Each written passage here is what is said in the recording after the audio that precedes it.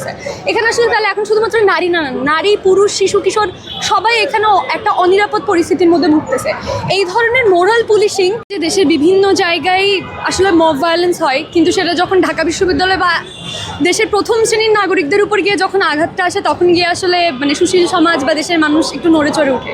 ঢাকা বিশ্ববিদ্যালয়ের নৃবিজ্ঞান বিভাগের শিক্ষার্থী নাইম ছাড়াও কিন্তু আরও অনেকে আহত হয়েছে।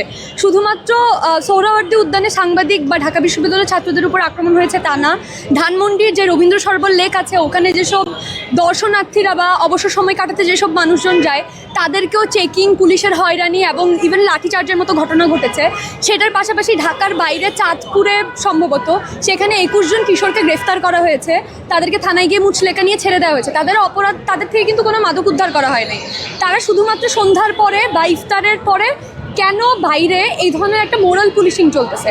আগে তো আসলে আমরা জামাত আসলে ভয় পাইতাম যে নারীদের চলাফেরা বা সন্ধ্যার পর নারীরা নিরাপদ থাকবে না, নারীদের চলাফেরা সংকীর্ণ করবে। বিএনপি সরকার ক্ষমতায় আসার পরে দেখা যাচ্ছে যে শিক্ষামন্ত্রীর বক্তব্যের পর সারা দেশে আসলে পুরুষরাও চলাফেরা করতে, মানে কিশোর পুরুষ পরিবার নিয়ে যদি কেউ বাইরে ঘুরতে যায়, ইফতারের পর কেউ হাঁটতে যায়, তাদেরকেও এই ধরনের হয়রানির সম্মুখীন হইতে হইতেছে।